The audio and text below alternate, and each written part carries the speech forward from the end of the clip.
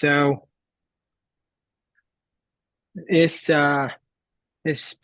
week is a double portion of Achrei Mot Kedoshim or Achrei Kedoshim.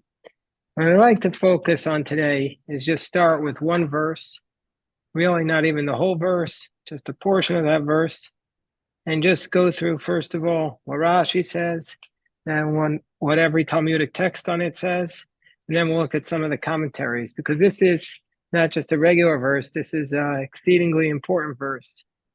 How do I know that? Because Rabbi Akiva says it, and this is the time of the year the Talmud tells us in Yevamos that Rabbi Akiva's students died during this time of year because they didn't give respect for each other. Oh, Nagu Kavod Zebazeh. They didn't give each other honor. So 24,000 or 12,000 pairs of students died. And then Rabbi Akiva came along and started over and taught more students. And these are students who knew how to have respect for each other. And that's where all of our Torah comes from. So the verse I'm referring to is chapter 19, verse 18 in Parashas Kedoshim. It says, Lo sikon v'lo sitor, you're not allowed to bear a grudge or take revenge as Pnei Amecha amongst your fellow nation. Then, Ve'ahavto l'reacha kamocha, love your neighbor like you love yourself. I am Ani Hashem, I am God. And Rashi says here, Rashi says, what does this mean? Love your neighbor like you love yourself. He doesn't tell us what it means, and it's not so simple. What does it mean to love your neighbor like you love yourself? Comes along Rashi, and Rashi just says, Amar Rabbi Akiva, quotes the Torah's Kohanim, quotes the Midrash, says Rabbi Akiva, Zeh klal gadol b'Torah. This is the essential essence of the Torah. Love your neighbor like you love yourself. Anybody who follows on our WhatsApp group or our YouTube channel will notice that every week we put out a Pitgam HaShavua, phrase of the week. And this week's phrase is Amar Rabbi Akiva, V'ahavta l'reacha kamocha, Amar Rabbi Akiva, Zeh klal gadol b'Torah. This is the essential essence of the Torah. So what does it mean, love your neighbor like you love yourself? I'm going to just pause for a moment, see if anybody could define it, and then I'll go through with the Talmud. Let's go back, and I want to share how the Talmud identifies this verse, because it's always interesting that when we start to think about it, we start to think about it in the lofty manner in which some of the most beautiful explanations that people share today. This just idyllic, irenic view of the world where we're all just living in harmony and peace and seeing the best for our friends. The Talmud is very Talmudic in its discussion of this verse. It's almost always like very, very narrow, almost beyond our imagination how narrow it is. So I'll share with you some of the ways in which the Talmud refers to it. First is from the Gemara in Ksuvos, 37b, love your neighbor like you love yourself. So the Talmud says, from where do we know that if somebody who is sentenced to death with decapitation, that's sayif, that's where you chop his head off with a sword, and you're supposed to do it from the neck, meaning to say there's a punishment, a capital punishment, a form of capital punishment with a sword. So how do we know that means you just slice his head off? Maybe it means you stick the knife into the heart and just keep stabbing, or into the stomach and keep stabbing, or anywhere else. So it says Rav Nachman in the name of Rabba Bar Avua, it's based upon the verse, V'ahavta l'reacha kamocha, love your neighbor like you love yourself. Beror lo misa yafa. Choose for him a good death. So this is the first approach of the Talmud. Love your neighbor like you love yourself means when you kill him, have compassion and do it as quick a way as possible. If you're going to stab him in the heart, he's going to die a slower death. But if you chop off his head, it's going to be 1 second, then boom, 1 millisecond, then he's gone. So the Talmud says, cut the trachea and the esophagus right away, and that's the first understanding of love your neighbor like you love yourself. So again, this is overly narrow, and we'll come back to why the Talmud is taking such a narrow approach to this verse. It's not saying, these idyllic readings of, basically buy your neighbor a house. It's still narrow. When you kill him, have a little bit of mercy on him. Hold on one second. Yes, there's just one. We have six more. So next comes from Kedoshim 41a. We're really going very granular here. Love your neighbor like you love yourself. Says Rabbi Yehuda Marav.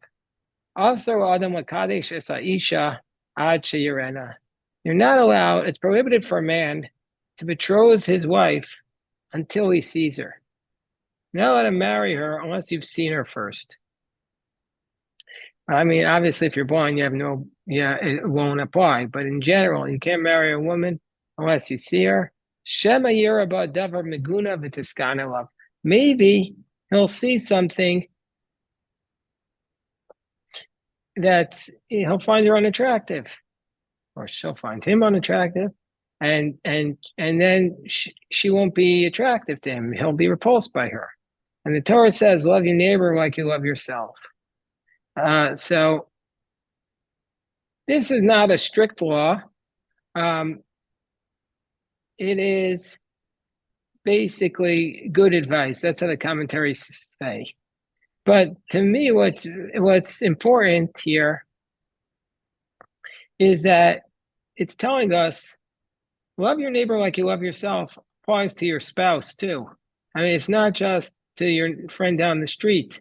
It's also to your spouse. And basically you have to be in a relationship that you desire to be with this other person, and that's what this neighbor love your life or something. No, it's not. A blind man can marry because he's never going to see her. He'll never be unattracted. So, but the person who can see has to see her first, because otherwise she'll come before him, and then he won't be able to, and then he'll be repulsed. If he's never going to see her, it's not an issue. Also, this is not meant as literal law, it's meant as good advice. So that's the concept. The next concept in the Talmud is going back to execution. As we didn't have enough, we were dealing with decapitation. Now it talks to us about stoning. It says in the Talmud 45a, Hapto reacha kamocha. What does it mean? That where they used to, before they would stone the person to death, they would throw them off of a cliff. Not a cliff, throw them off of a high building. So it was called a Beit Haskila, the house of stoning. It will be 2 stories high, and let's say each story was 8 feet, or so then it would be 15 to 20 feet high, and they would throw him off of there so that he would fall. When he would fall down, maybe it was a little bit higher, because when they want him, before they stoned him to death, they wanted to throw him off this high elevated thing so that he would die. And the Talmud says, why does he have to be so high?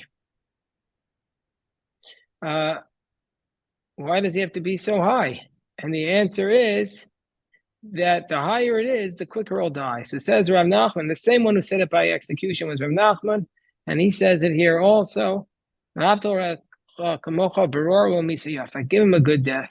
So far we've seen the Talmud has cited this verse 3 times. Twice it means give him a good death, and once it means give him a good marriage. And that's so far the extent of it. Now we have a 4th approach. So after love your neighbor. So this one's already a little tricky. This one's a little tricky.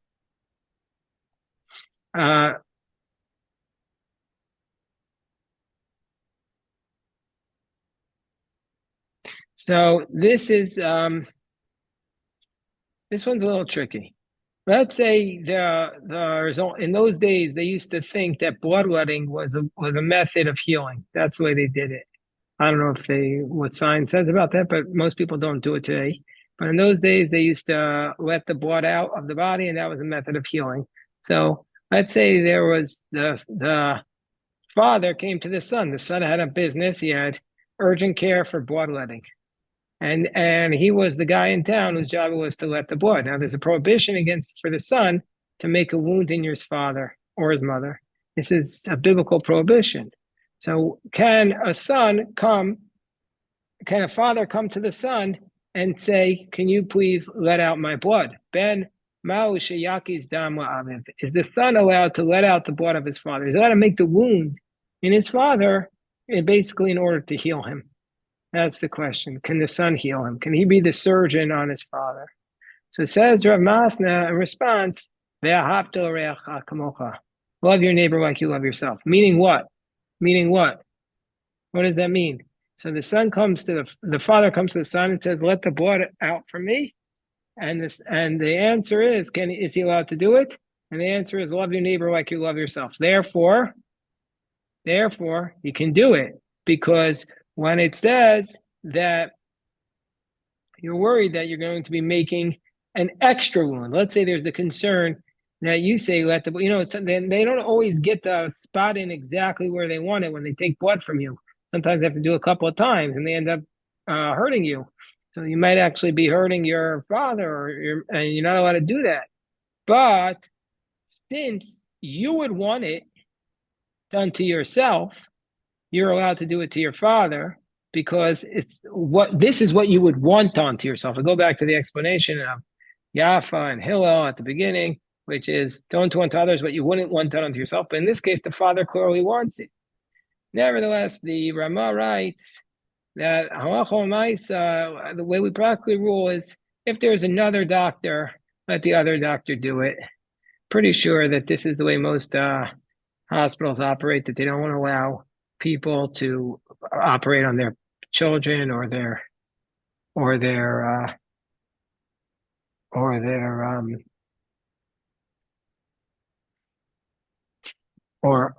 parents, because it's inappropriate. Something could go wrong. One time I had a procedure, and there was somebody who was, let's just say, he worshiped together with me, and he did the procedure. He did a great job, but my wife was nervous that maybe it wouldn't be appropriate, because she said sometimes things go wrong. Anyway, that worked out okay. All right. So we see that that's the prohibition of love your neighbor like you love yourself. And so far we've seen 4 applications. 2 are choose a good death. 1 is make sure you like your wife before you marry her. And the 4th one is you're allowed to do a surgical procedure on your parents, on one of your parents. Come up to the 5th one. Okay, this goes back to, I was thinking maybe I shouldn't say this one with everybody, because it's a little bit R-rated, but we're all adults here, so I'll share it. I hope I won't embarrass anybody. So this is from the Gemara in Nida 17a. Says Rav Chisda, a person is prohibited to have relations during the day. He's only allowed to have marital relations at night. What's the reasoning? Love your neighbor like you love yourself. We're concerned that if you're having relations during the day, you might notice something on your spouse. You're supposed to not really look too closely, because you want to protect them. The allure of that you're married to a beautiful person. And if you can see, somebody in all their glory, you're not going to be as impressed. So, and there's also the Rambam, when he writes this down, he doesn't say this. He says the reason why you're not allowed to have relations during the day is because it's arrogant. But the Talmud says the reason. The Rambam does not quote, and it's strange. The Rambam does not say the reason is because you love your neighbor like you love yourself. He says the reason is because of arrogance. But at first glance, that's against the Talmud. The Talmud is that we're worried that by being in this situation, you're going to embarrass your spouse. So far, it's another one, which is a spouse. 2 death, 2 spouse, 1 about your parents, and about surgery on your parents. Okay, so now, and then, before we come to Rabbi Akiva, we'll say, okay, fine. So now, those are basically the Talmudic texts. Very very narrow, very granular. Now there are two general statements about this. Yeah, hold on one second. We have Barry. I think before we get to the more expansive reading of Rabbi Akiva, and also there's another expansive reading which is based upon the Avot Rabbi Nassan, and then we have a lot of the commentaries are expansive. I want to do one more granular reading, one more very, very narrow reading. And I think when we do this very narrow reading, it'll be so obviously narrow that it will maybe it'll help us have a direction to answer this question, which is why is the Talmud taking such a narrow approach? So the answer, so I want to turn to the Baal HaTurim. Yes, he's very late, but he's citing an earlier source. What does the Baal HaTurim say?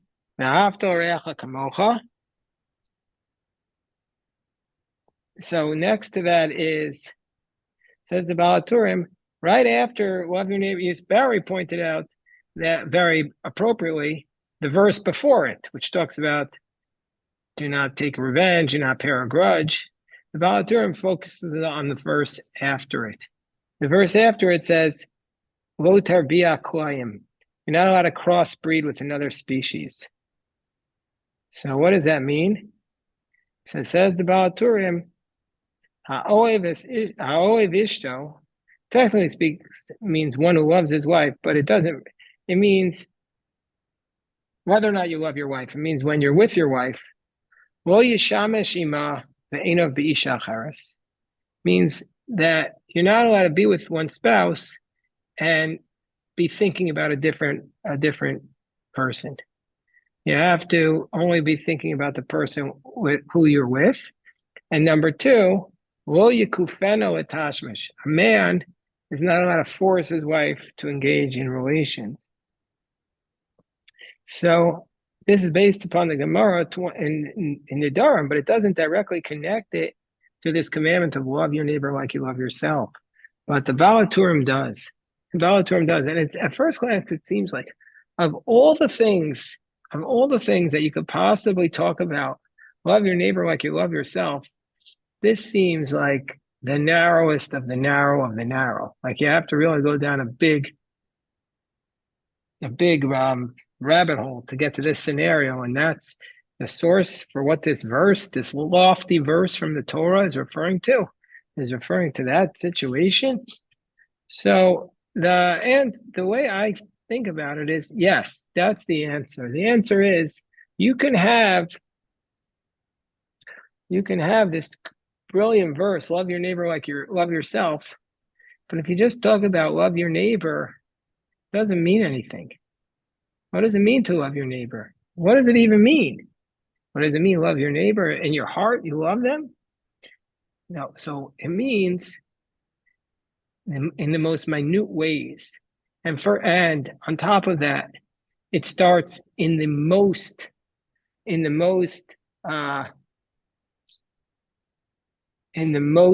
closest of relationships. You might think it means, like as Morris was referring to before, that I have to love the people who are living next door, who I despise, who have been cruel to me. Before you get to even that, it means the people who you share a bed with, you have to treat them in the best way possible. You might take those people for granted. No, you have to treat them in the best way possible, even in the ways that they'll never know about. Who can know? How can you control your own thoughts? Nobody will ever know what you're thinking about. Even in those moments where it's basically just between you and God, who will ever know what somebody's thinking about in the most private of places, in the most private of moments? That's where this verse is applying. And that to me is saying that that's where it begins. Begins there. In this context, somebody mentioned before, it was Janet, and she mentioned so beautifully that just like you would forgive yourself, you would have to forgive others. But I think we could also flip that. Sometimes it means we have to also treat ourselves. You have to love ourselves. The way we're always focusing on loving others, we also have to love ourselves. So anyway, just to get back to this idea, the Talmud has taken very, very narrow reading of this verse, which we had thought was the most expansive verse, the general principle of the Torah, Kol Gadol Torah. But actually, the Talmud says, before you start applying it in a very, very general way, first apply it in the most narrow way, in the closest relationship you could possibly have, in the most private way where nobody else knows. Within yourself, apply this verse. So just to say it again, even when you're with one spouse, your thoughts have to be so focused on that spouse. That is the highest level of love your neighbor like you love yourself. Okay, so anyway, that's the Balaturim. Now I want to go to two more Talmudic statements. One is from the Jerusalem Talmud, which Rashi quoted. Jerusalem Talmud, Nedarim, chapter 9, Halacha Daled, V'ahavto re'echa kamocha, Tanya, and this is what we referred to at the very beginning. It says in the Brisa, Amar Rabbi Akiva, V'ahavto re'echa kamocha, zeu kol gadol b'Torah. This is the essential aspect of the Torah.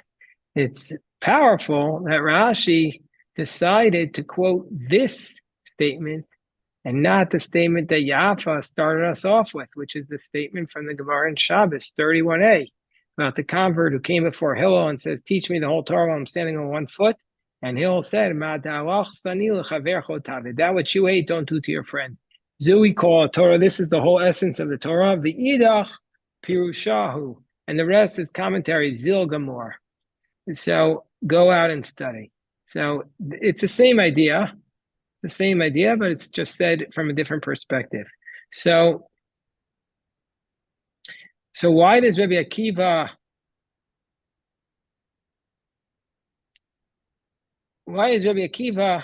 saying it like this? This is a general principle of the Torah. Why doesn't he give an application? So the Torah Tamima says that on a basic, simple level, it's difficult to command somebody to love his friend just like he loves himself because it's unnatural. And also Rabbi Akiva says this is the general principle of the Torah, but Rabbi Akiva himself says, not like that. We did this Gemara in Bava Metzia 62a. Two people are in the desert, and there's only enough water for one of them to survive. There's a dispute. One opinion, I think it's Rabbi Yehuda, says split the water and both die. But Rabbi Akiva says, your life, chayecha, kod min l'chayecha vercha. You drink the water. You don't have to share it because your life comes before your friend. And here he's saying this is the general rule of the Torah. So therefore, Rabbi Akiva is basically explaining it as a general principle, similar to what the Torah Tamima says, like what Yafa was saying, meaning it's the lack of hatred. Don't do anything to your friend. Don't do a negative act to your friend that you wouldn't want done to yourself. But you're not required to give him your last bottle of water. You're not required to invite all the homeless people into your home to sleep and share the floor with while you go on the floor. You're not required to do that. But what it means, according to Rabbi Akiva, is do not do something negative. And so that's the way the Torah Tamima explains it. Okay, one more verse from the Talmud, and then we'll go to the commentaries. And this verse comes from the Avot de Rabbi Natan. It says, after the Avot de Rabbi Natan is like what they call like this. It's I don't know how to say it in a way that's understandable. It's like a little bit of a weird work. It's unusual. It's very it's an unusual work. It has a lot of sources that don't fit within the other texts. But anyway, the Avot Rabbi Natan says, what's the reason that you're supposed to love your neighbor like you love yourself? Ani Hashem. The verse concludes by saying, I am God. And so it says the Avot Rabbi Natan, I am God, and I created him for my honor. Therefore, if he does something good and righteous, you're supposed to love him. Otherwise, you don't have to love him. So now we finally get a general rule, and the general rule is you don't have to love him. If he's a bad dude, you don't have to love him. Love your neighbor like you love yourself does not mean love the guy who's a jerk. That's what the Avos to Rebbe Nassan is saying. Um, so I just wanted to share that in case you feel like you're unable to rise to that level. Like with the I don't know if they picked a new pope yet, but like what the Catholics do, they go visit the the the sinner the next day after they commit a terrible crime. But no, you're not commanded to love a person who's that's what Abba Rabbi Nathan says, who's not a good person. You're not commanded to love such a person. We're not required to turn the cheek in that manner. So now that we've said the Talmudic statements, I want to go to some of the commentaries. I want to read with everybody what the Rebbe says, what the Lubavitcher Rebbe says. Okay, Lubavitcher Rebbe has a lot on it, and you'll see how different his approach is than the than the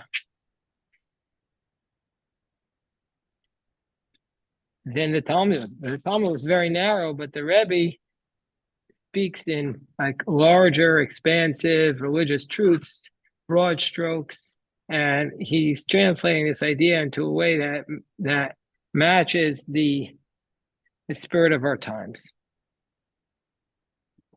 So the Rebbe says, okay, first let's focus. Who does the Torah command? Who or what does the Torah command us to love? Anybody remember? Who or what does the Torah command us to love? What else? What else are we required to love? What? What did you say? Parents. Where does it say that we're supposed to love our parents? Um, Very nice. I mean, I love my parents, but where does no, it say it has some. Well, there were two different commands regarding parents. right? So that's a very good Okay. point. It says, you're correct. It says, honor your father and mother and fear your father and Up mother. here. Or Okay. yeah, but Okay. we don't The have to. stranger, we have to love the stranger. So you're right. In verse 34, just a little bit below, it says in verse 34, it says Vahaftem. It says Vahaftalo kamocha ki gerim hayitem be'eretz Yisrael. You have to love the stranger. Very good. In verse 34, it says you have to love the stranger. Who else? Who else? Or what else are we commanded to love? It says in who else are we commanded to love? The Lord their God. Yeah, love the Lord thy God. Excellent. V'ahavtem et Hashem, and v'ahavta, we say in the Shema, v'ahavta et Hashem Elokecha b'chol vavcha b'chol nafshecha b'chol modecha. We have to love the Lord your God. We have to love Hashem. So that's who we're required to love. We're required to love L'reacha, our fellow Jew. We have to required to love God in two places, in the Shema, and we have to love converts. Ahavtem es hager, or the stranger. So says the Rebbe that the Rebbe adopts the approach, and this is a contradiction amongst the sources. Are we actually commanded? What does it mean to be commanded to love God? You can't. The Rebbe adopts the opinion. It's actually a debate. He adopts the opinion that you can't be compelled to have an emotion. An emotion is something you have. Like you can't be forced to, for example, love your spouse. But we're command when it says to love God, it means contemplate ideas that lead to a love of God. So basically, we have to study. The more we study, the more we'll love God. And the same thing, says the Rebbe, applies to our fellow Jews, meaning to say that we should contemplate ideas that this commandment of love your neighbor like you love yourself, how do we fulfill this commandment? By studying texts like we're doing now that allows us to realize why we should love our fellow Jews. by understanding that we're all children of God. And so the more we come to understand that we're all the children of God and none of us are better than the other, therefore we'll come to a deeper understanding of this mitzvah, and we'll be more likely to love our fellow people. Secondly, the more we study, we'll recognize that we all share the same creator, same father. And so therefore we're not strangers, we're siblings. And just like we feel so close with our siblings, so too we should feel close to all people in the world are our siblings in the sense that we share a common father. And so then the Rebbe moves from there and says, in as much as the Father is God, it follows that since God is one, then we are also one, and there's no difference between us. Okay, this is already getting extremely theological. Therefore, the more we train ourselves to pursue the true essence of things rather than their appearance, the more we perceive our fellow Jews as one and the same as ourselves. So from this perspective, we will naturally love our fellows as ourselves, since we and they are one and the same. Rebbe's basic argument is the more we contemplate our love of God through the commandments to love our God, the more we will come to a deeper love of our neighbors. And now it gets back to the idea that Yafa raised at the beginning, which is how come Hillel said, "Don't do to what's hateful to you, don't do unto others." So the Rebbe writes, it's easy enough to understand how all of the Torah's social commandments can be reduced to the love of one's fellow. But how can all its commandments that do not relate to one's relationship with others be reduced to this commandment? The answer is that this commandment can be fulfilled only if we elevate our perspective to the divine. So he's basically saying, the Rebbe's point is, okay, I get it. If you want to say, listen, this is the essence of the Torah, but how can it be the essence of the Torah? It's not to do unto others what you don't want done unto yourself. There are two basic categories of commandments: commandments between man and our fellow man, and commandments between man and God. So how can we say that the essential Torah is only the part that relates to man and God, man, and has nothing to do whatsoever between man and God? Meaning to say, don't do unto others what you wouldn't want done unto yourself. What does that have to do with a commandment that's just between us and God? Like, let's say, prayer, or shaking the lulav, or sitting in the sukkah, or eating matzah. So the Rebbe's response is, no, that the more one contemplates our relationship with God, the deeper we will have a love for our fellow friend, our fellow neighbor, because we understand that we come from a same place and we have a shared destiny, and it all stems from a recognition of God in this world. And therefore, that's the relationship between the two. That's the Rebbe's explanation of this. That's the Rebbe's explanation of this commandment of love thy neighbor like thy love thyself. So you knew the Rebbe was going to take it back to our analysis of loving God. I want to also share from here to what Rabbi Soloveitchik writes. Bringing back Rabbi Soloveitchik. We haven't quoted him in a while, but bringing him back. So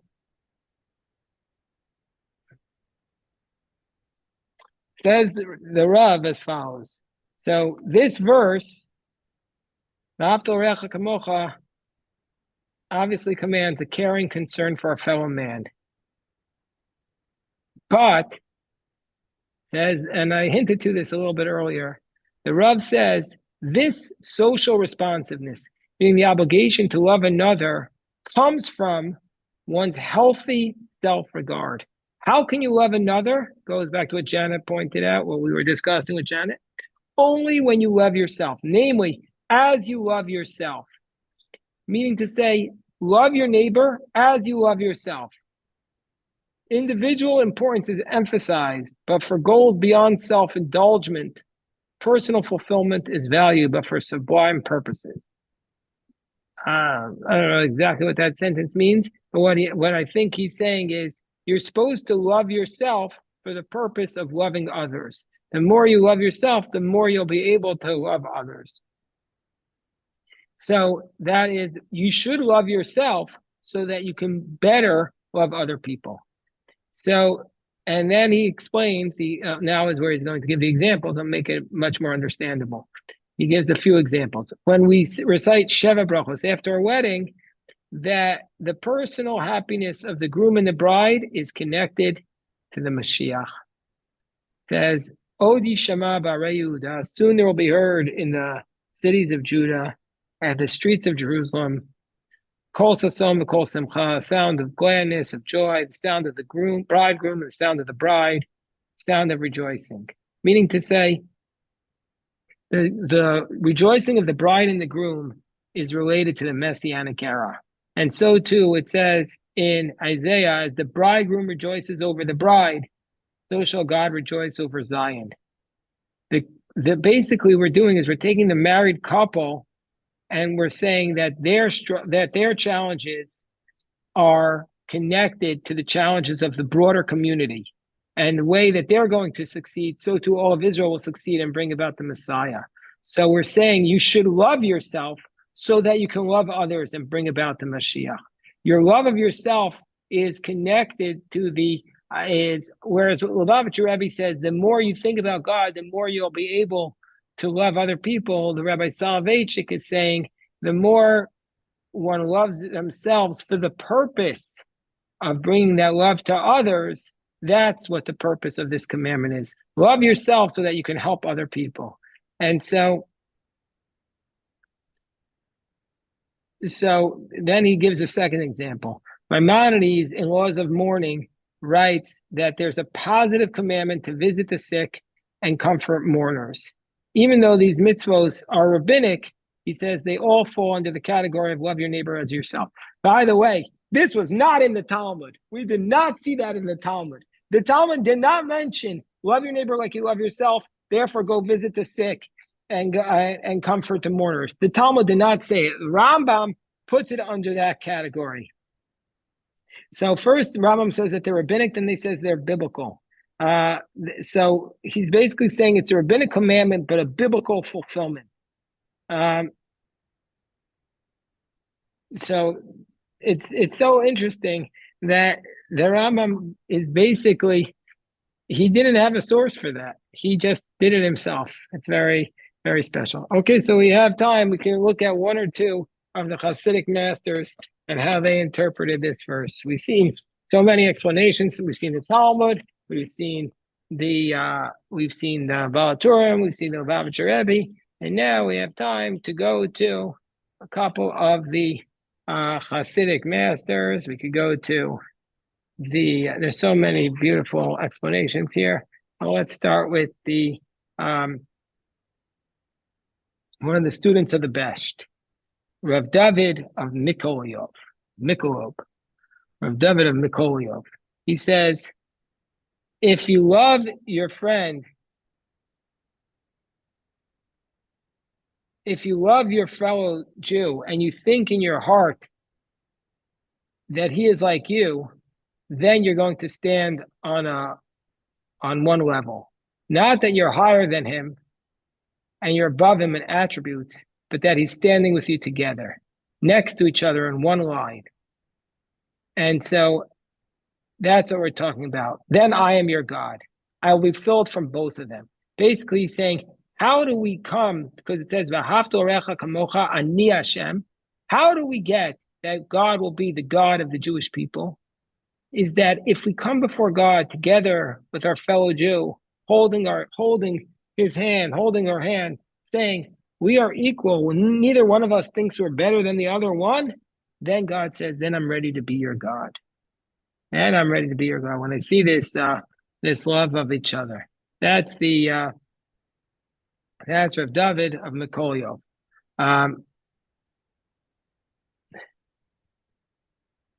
The Maggid of Trisk says, he says it like this, the same idea, but he says it a little bit funny. If one Jew loves another Jew just like he loves himself, so that's called double love, for himself and for his friend. And when you take the word love and you double it, you have the numerical value of the name of God, Yud Kei Vav Kei. And so that's what it means. If your love is doubled, l'reacha kamocha, for your friend like yourself, then I am God. Then means to say, then I will be your God.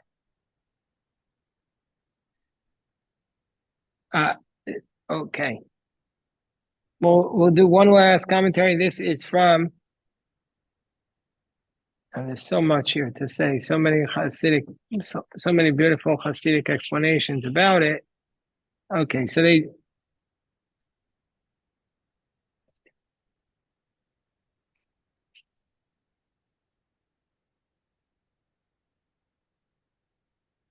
I'll just leave you with one explanation. This is from how we were discussing. How can you love your friend? How can you love your friend? We saw in the negative, we saw in the very narrow, we saw in the inner sanctum of your most private places. There's one more explanation, and this is very powerful. This is from Moshe Leib of Sosov. He said, I learned what it means to love another Jew from a non-Jew one time. One time I saw two non-Jews, two villagers, two peasants. They were sitting basically at a party, and they were drinking. And when they were a little bit drunk, they began to basically, like kibitz with each other. So one of them said to the other, "Do you really love me?" And the other one says, "Yes, of course." So the first one says, "How can you say you love me when you don't know what I'm missing? How can you say you love me when you don't even know what I'm missing, what I'm lacking?" And so he says, that's what it means. Love your neighbor like you love yourself means you can't love your friend unless you know what they're missing. Unless you know what they're missing. Then you know, then you can love them. That's the explanation of I just want to share one more. I can't stop with that. It goes back to what Janet said at the beginning. The Saba of Slobodka says, what does it mean to love your neighbor like you love yourself? Just like you love yourself, not for the purpose of a mitzvah, but you love yourself, so too love your friend. Not because it's a mitzvah, just because you love yourself, so too love your friend. The Saba of Slobodka. Okay, we'll stop here. If anybody has any questions, happy to address.